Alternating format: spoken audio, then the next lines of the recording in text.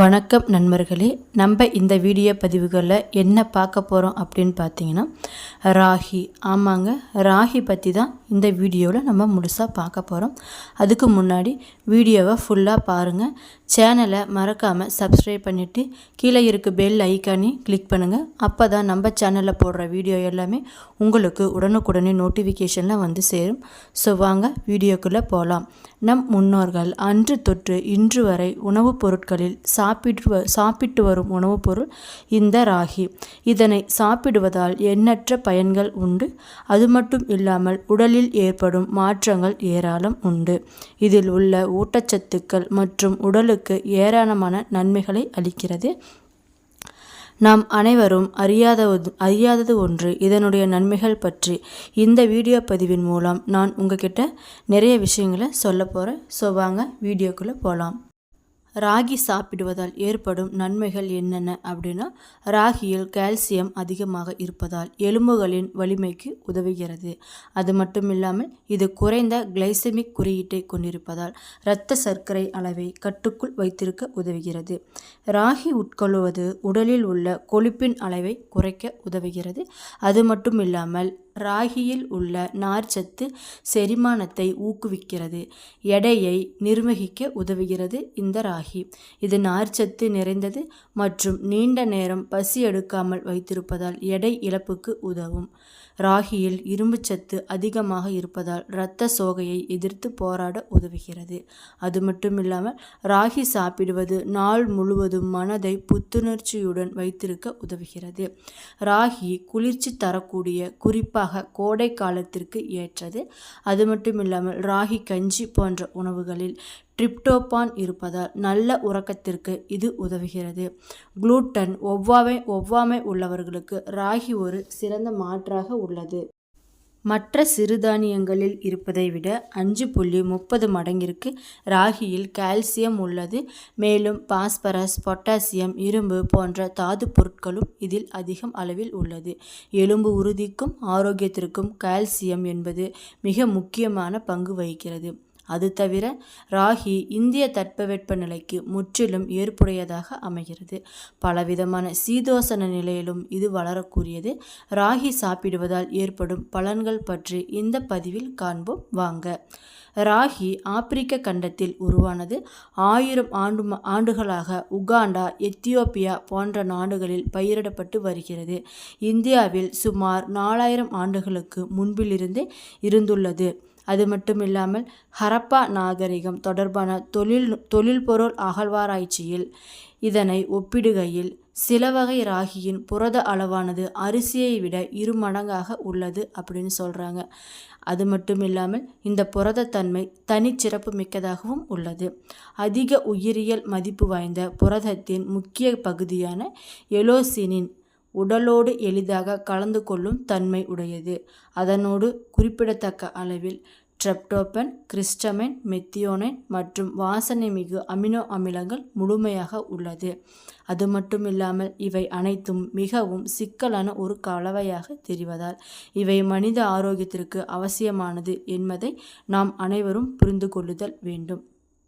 அது மட்டும் இல்லாமல் the lost crops of Africa என்னும் ஆராய்ச்சியில் ராகி ஒரு சத்து மிக்க காலை உணவு என்பதை கூறி இந்த உலகம் மீண்டும் ராகியின் பக்கம் திரும்புவது அவசியமானது என்பதையும், அனைத்து தானியங்களிலும் ராகி அதிக சத்து நிறைந்தது என்பதையும் சுட்டிக்காட்டி உள்ளது. அது மட்டும் இல்லாமல் உகாண்டா நாட்டு மக்கள், தெற்கு சூடான் நாட்டு மக்கள் ஒரு நாளைக்கு ஒரு வேளை மட்டுமே இந்த உணவினை எடுத்துக்கொள்வதன் மூலம் ஆரோக்கியமான நல்ல கட்டுமஸ்தான உடலை பெற்றுள்ளதாக கூறுகின்றனர். சர்க்கரை வியாதி என சொல்லப்படும் நீரிழிவு நோயின் அளவு தொடர்ந்து அதிகரித்து வருவதால் கார்போஹைட்ரேட்டுடன் அதிக அளவில் நார்ச்சத்து மற்றும் பலன் தரக்கூடிய பைட்டோகெமிக்கல் அடங்கிய உணவுகளில் தேவை அதிகரித்து உள்ளது. நோயை எதிர்த்து போராடும் திறனுடையதாக கருதப்படுகிறது இந்த ராகி. தாவரங்களிலிருந்து பெறப்படும் பலதரப்பட்ட வேதி மூலக்கூறுகளின் கலவைதான் இந்த பைட்டோகெமிக்கல்ஸ் ஆகும். தன்மைகள் அனைத்தும் பொதுவாக தானியங்களின் வெளிப்புற தோல் பகுதியில் அல்லது விதையின் மேற்புறத்தில் இருப்பதால் தானியங்களை தோலுரிக்காமல் முழுமையாக உண்பது மிகச் சிறந்தது. அரிசி, மைதா மற்றும் கோதுமையுடன் ஒப்பிடுகையில் பெரும் செறிவுடன் காணப்படுகிறது இந்த ராகி. உதாரணத்திற்கு, அரிசியுடன் ஒப்பிடுகையில் ராகியில் 40 மடங்கு அதிகமாகவும் கோதுமையில் இருப்பதை விட 5 மடங்கு அதிகமாகவும் ஃபினோலிக் கூறுகள் உள்ளது என்று கூறப்படுகிறது. ராகி இரத்த சர்க்கரை அளவு மற்றும் ஹைப்பர் கிளைசெமிக் மற்றும் ஆக்சிடேட்டிவ் அழுத்தம் ஆகியவற்றை கட்டுப்படுத்துகிறது. நீரிழிவு நோயுள்ளவர்களுக்கு காயம் ஆறும் வேகம் அதிகரிக்குது இந்த ராகியை உண்பதன் மூலம். அது மட்டுமில்லாமல் ராகியில் உணவை கெட்டுப்போகச் செல்லும் பாக்டீரியாவானது பேசில்லஸ் செரஸ் டைஃபாய்டு ஜுரத்தை ஏற்படுத்தும் சால்மோனெல்லா முதற்கட்ட தோல் வியாதிகளை, அரிப்பு, படை போன்றவற்றை ஏற்படுத்தும் ஸ்டெஃபலோகாக்கஸ் ஆரிஸ் போன்ற பல வகை பாக்டீரியாக்களை எதிர்த்து செயலாற்றும் திறன் இந்த ராகிக்கு உள்ளது. அது மட்டும் இல்லாமல் ஆன்டி ஆக்சிடென்ட்கள் என்பது ராகியில் அதிகமாக நிறைந்துள்ளது.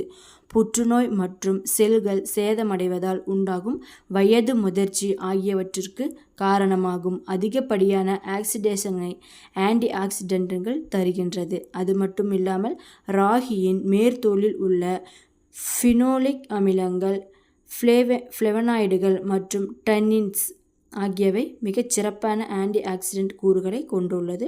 பொதுவாக சிறுதானிய உணவை உட்கொள்பவர்களுக்கு ஏசோஃபெகில் புற்றுநோய் வரும் வாய்ப்பு கோதுமை, மைதா உணவை காட்டிலும் குறைவாக உள்ளது என்று கூறப்படுகிறது.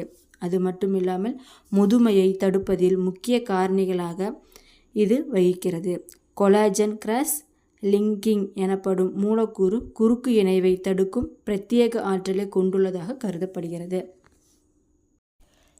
அது மட்டும் இல்லாமல் LDL அப்படிங்கிற கொலஸ்ட்ரால் கெட்ட கொழுப்பு என்று அழைக்கப்படுகிறது. மேலும் குறிப்பாக ஆக்சிஜனேற்றம் போது தொந்தரவாக இருக்கும்.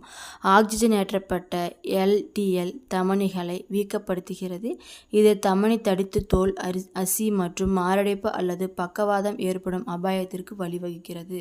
அது மட்டும் இல்லாமல் நாம் அறியும் அதே வேளையில் ஆரோக்கிய உணவுகளையும் உணவே மருந்தாகவும் கடைபிடிக்க ஆசைப்படும் தற்போதைய உலகில் பெரும்பாலான மக்கள் ராகி பற்றி கேள்விப்பட்டதே இல்லை என்பது மிகவும் ஆச்சரியமாக இருக்கிறது. ராகி பயிரிடப்படும் பல இடங்களில் ஏழையின் பயிர் அல்லது பஞ்சத்தில் சாப்பிட வேண்டிய உணவாகவே பார்க்கப்படுகிறது இந்த ராகி. அமெரிக்காவில் இது பெரும்பாலும் பறவைக்கான தானியமாக பயன்படுத்துகிறது.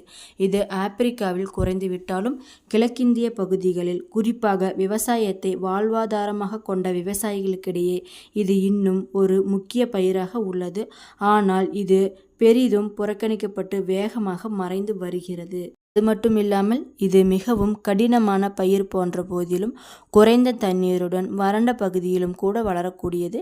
2300 மீட்டர் உயரம் வரை மழை அதிகமுள்ள பகுதிகளில், வறண்ட பகுதிகள் மற்றும் இமயமலையிலும் வளரக்கூடியது. பல்வேறு வகையான ராகிகள் உள்ளது. அது மட்டும் இல்லாமல் கொலாஜன் கிராஸ் லிங்கிங் என்பது தசை நார்கள், தோல் மற்றும் இரத்த நாளங்களில் கொலாஜன் மூலக்கூறுகளுக்கு இடையில் குறுக்கு இணைப்புகள் உருவாகும் செயல்முறையாகும். கொலாஜன் என்பது திசுக்களுக்கு அவற்றின் நெகிழ்வுத்தன்மையை அளிக்கிறது. இதன் மூலம் குறுக்கு இணைவு அதன் திறனை குறைக்கிறது. இதில் உள்ள கால்சியம், இரும்புச்சத்து, புரதம் மற்றும் நார்ச்சத்து நிறைந்த ஒரு சத்தான தானியமாகும். எலும்பு மற்றும் பற்களின் ஆரோக்கியத்தை மேம்படுத்துதல், உடல் எடையை குறைக்கவும் இது உதவுகிறது. இரத்த சர்க்கரை அளவை கட்டுப்படுத்துதல் மற்றும் செரிமானத்தை மேம்படுத்துதல் என பல நன்மைகளை தரக்கூடியது இந்த ராகி. ராகியை சாப்பிடுவதால் நம் உடலில் ஏற்படக்கூடிய நன்மைகள் ஏராளம். ஆதலால் அதனுடைய பங்கு உணவுப் பொருட்களில் குறைந்து வந்து கொண்டிருக்கிறது. என்ன நண்பர்களே, இந்த வீடியோ பதிவுகளில் உங்களுக்கு பயனுள்ள தகவலை தான் சொல்லியிருப்பேன்னு நினைக்கிறேன். வீடியோ பிடிச்சிருந்தா மறக்காமல் லைக் பண்ணுங்கள், ஷேர் பண்ணுங்கள், சப்ஸ்கிரைப் பண்ணிவிட்டு சேனலை பாருங்கள். நன்றி.